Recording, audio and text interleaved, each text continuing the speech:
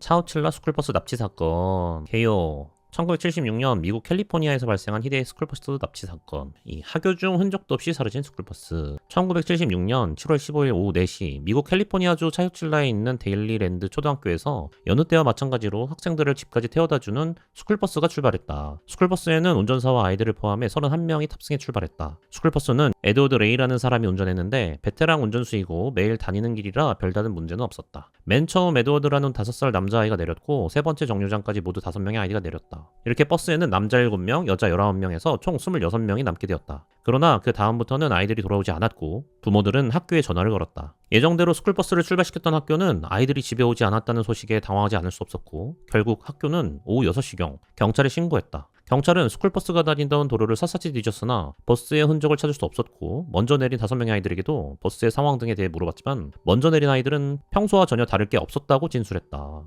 어떻게 된 거야 그러면? 왜 먼저 내린 애들은 특별히 문제가 없고 똑같았다는데 남은 아이들이 사라진 거죠? 운전수 에드의 아내도 남편은 평소와 다름없이 집을 나섰다고 진술했다. 경찰의 조사 결과 세 번째 정류장까지는 아무런 문제 없이 정차했지만 네 번째 정류장에서부터 스쿨버스가 나타나지 않았다는 것이 드러났다. 즉, 세 번째와 네 번째 정류장 사이에서 문제가 생긴 것이라는 이야기였다. 상황이 일이 되자 경찰은 누군가가 스쿨버스를 세운 뒤에 총으로 운전수를 위협해서 납치했을 가능성이 높다고 판단하고 이런 관점에서 수사를 진행했다. 또한 실종된 아이들의 집 어느 곳에서라도 수상한 전화가 올 것을 대비해서 발신지 탐색 준비까지 마쳤지만 이상하게도 아이를 데리고 있다거나 몸값을 내어놓으라는 전화는 걸려오지 않았다. 이게 보통 아기들이나 좀 어린 아이들을 납치할 경우에는 옛날에 우리나라에도 그런 일이 좀 있었죠. 막 전화로 막 오고 이런 거 관련된 영화는 뭐 그놈 목소리라든가 옛날에 그런 것들이 있었죠. 실제로 조금 부유한 집안의 아이들 같아 보이면 이제 범인들이 납치를 해가지고 아이를 데리고 있다. 몸값을 지불해라. 뭐 이런 식으로 그런 게 한창 유행하는 범죄가 있었던 시기가 있었죠. 옛날에.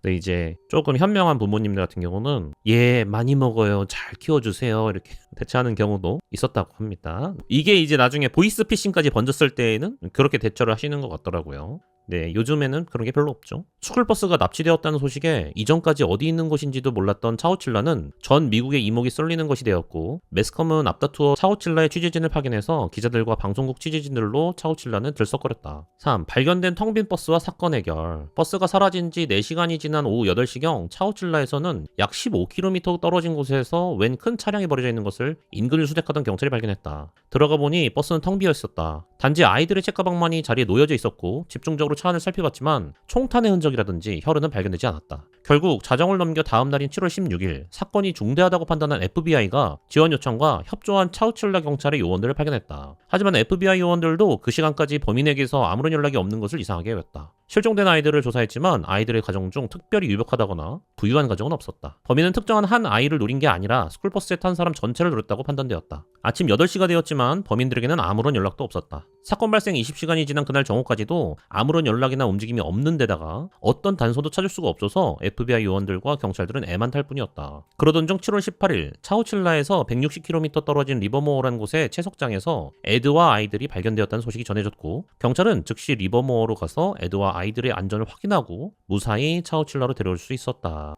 그럼 뭐야? 도대체 왜 이게 아이들이 없어졌던 걸까요? 일단 미국에서는 아동에 대해서의 범죄가 굉장히 처벌이 세죠. 그래서 아이들에 대해서 뭔가를 하고 깜빵에 들어왔다 싶은 죄수들은 다른 죄수들에게도 많이 얻어맞는데요. 많이 주먹다짐을 당한다고 해요. 그래서 어떤 뭐 사기, 뭐 도박, 무슨 범죄, 중범죄 이런 것들이 있어도 웬만해서는 아이들은 건드리지 않는 게 좋다고 하더라고요. 아이들 건드리면 감방에 가도 같은 죄수들에게도 처맞는 그런 입장이 될 수 있다. 그렇다고 합니다. 여기 나오는 사진은 에드워드, 운전기사 에드입니다. 에드와 아이들의 진술을 통해 드러난 사건의 진상은 이러했다. 스쿨버스가 네 번째 정류장으로 향하던 중 하얀 밴이 길에 멈춰 있었다. 에드가 상황을 살피려고 잠시 차를 멈춘 순간 밴에 타고 있던 3명의 무장괴한이 스쿨버스의 앞문을 두들기며 문을 열라고 협박했다. 후진하거나 그대로 밴을 들이받고 갈 수 있었으나 괴한들이 총격을 가해서 아이들이 다칠까봐 우려한 에드는 결국 어쩔 수 없이 버스의 문을 열어주었다. 괴한들은 운전수 에드를 제압하고 순식간에 버스를 납치했다. 그러니까 결국에는 괴한들이 총을 들고 위해를 가할 것 같으니까 어쩔 수 없이 하라는 대로 했나봐요.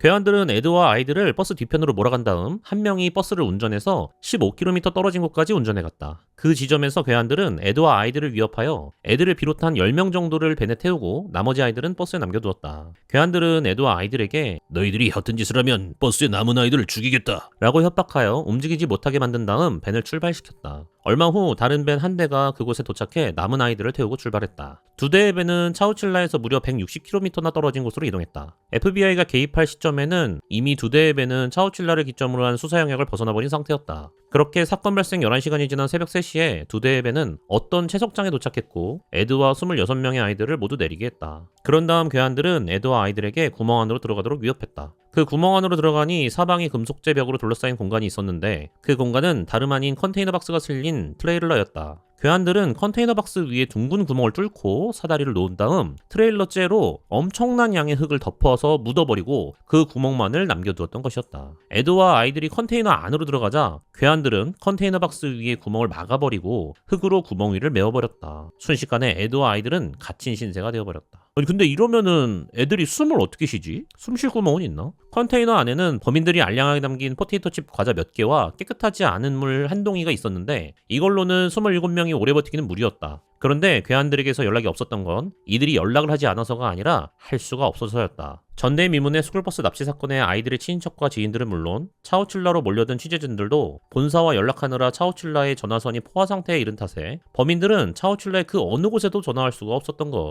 그러니까 너희들의 아이들을 우리가 데리고 있다. 아이들이 보고 싶으면은 돈을 보내라 라고 전화를 하고 싶었는데 이때 워낙에 연관된 사람들이 많다 보니까 아이들의 부모님, 친척, 사촌, 옆집 누나, 뒷집 누나, 윗집 누나, 이렇게 누나만 나오죠. 아무튼 이렇게 여러 지인들에게 전화를 돌리는 바람에 전화량이 너무 많아서 불통이었던 거죠. 포화 상태였던 거죠. 그래서 협박 전화를 할 수가 없었던 거. 이들은 전화로 500만 달러의 몸값을 요구할 참이었으나 전화가 불통인 탓에 이들이 계획했던 것보다는 많은 시간이 지체되었다. 하지만 이들은 어느 누구도 자신들의 정체를 알지 못한다는 자신감으로 태평하게 시간을 보내고 있었다. 그러던 사이 10시간 넘게 갇혀 있었던 에드와 아이들에게 트레일러를 파묻은 흙무더기 한쪽에 흙이 흘러내리는 소리가 들렸다. 에드는 그곳으로 탈출할 수 있을지도 모른다고 생각. 아이들의 도움으로 그곳에 있던 매트리스 14개를 쌓은 다음 매트리스가 14개가 여기 왜 있지? 나이 많은 아이들 몇 명이 구멍과 철판 사이로 들어가서 흙을 조심스럽게 제거했다. 이어서 에드가 올라가 보니 철판은 100파운드 무게의 산업용 배터리 2개로 눌러져 있었는데 아이들이 막대기로 철판을 받치고 에드가 무거운 배터리를 철판 옆으로 치웠다. 그리고 철판 위에 쌓인 흙을 옆으로 밀어내서 마침내 컨테이너에 갇힌 지 16시간이 지난 오후 7시 30분에 탈출할 수 있었다. 에드의 헌신과 아이들의 도움으로 이뤄낸 일이었다.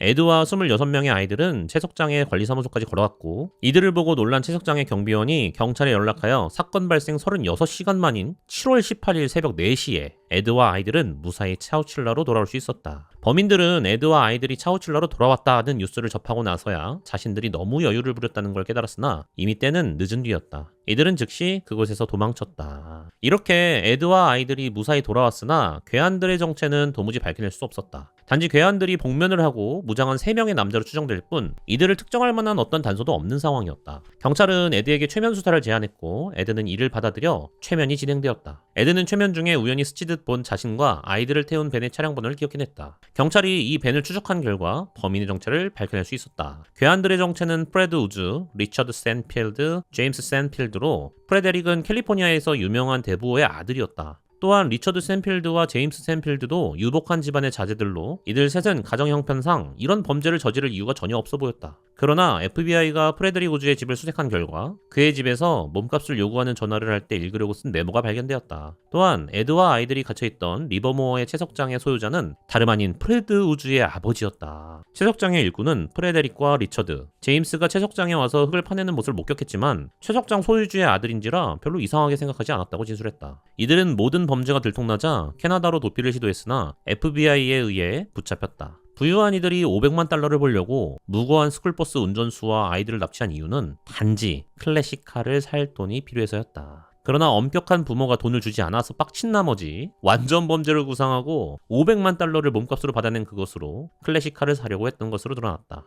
이들 3명은 종신형을 선고받았다. 1심에서는 가석방 없는 종신형이었는데 검찰은 납치된 아이들 중 3명의 소녀가 코피와 복통 증세를 보이고 실신한 것을 들어서 세세계 가석방 없는 종신형을 구형하고 그대로 선고했다. 그러나 2심 재판부는 이를 신체 부상이라고 할 수 없다고 판단하여 가석방이 가능한 종신형을 선고했던 것. 리처드 샌필드는 무려 20여 차례나 가석방을 신청했지만 거부당했다가 2008년 가석방이 허가되어 풀려났다. 이들의 사건을 맡았던 검사의 가석방 청원이 중요한 영향을 미쳤다고 한다. 그러나 사건의 피해자인 성인이 된 당시 아이들과 차우칠라 주민들은 가석방은 있을 수 없는 일이라고 분통을 터뜨렸다고 한다. 이후 제임스 샌필드는 2013년 가석방이 거부된 후 3년이 지난 2017년에 가석방 재심사가 예정되어 있으며 주범인 프레드 우즈는 2012년에 가석방을 신청했지만 거부당했고 3년 후 2016년에 가석방 재심사가 예정되어 있다. 사건 이후 용기 있게 아이들을 보호하고 헌신한 에드레이는 캘리포니아 주지사의 추천으로 캘리포니아 교사협회에서 표창을 받았다. 이후 91세까지 살며 장수하다가 2012년 5월 17일 운명했다고 합니다. 26명의 아이들은 무사히 구조되었지만 심각한 PTSD 증세를 보였다.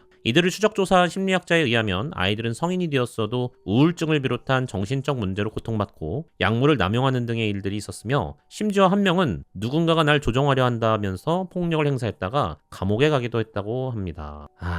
정말 아이들 끝까지 지키고 책임지기 위해서 노력하셨던 우리 에드 운전수님은 표창도 받고 또 나름의 장수를 하셨다가 지금은 이제 하늘나라로 가셨다고 하네요. 이런 일들은 있어서는 안 되죠. 그리고 아동을 상대로 한 범죄들은 정말 심하게 다뤘으면 좋겠습니다. 인간들도 아니죠. 이런 사건이 있었다고 합니다.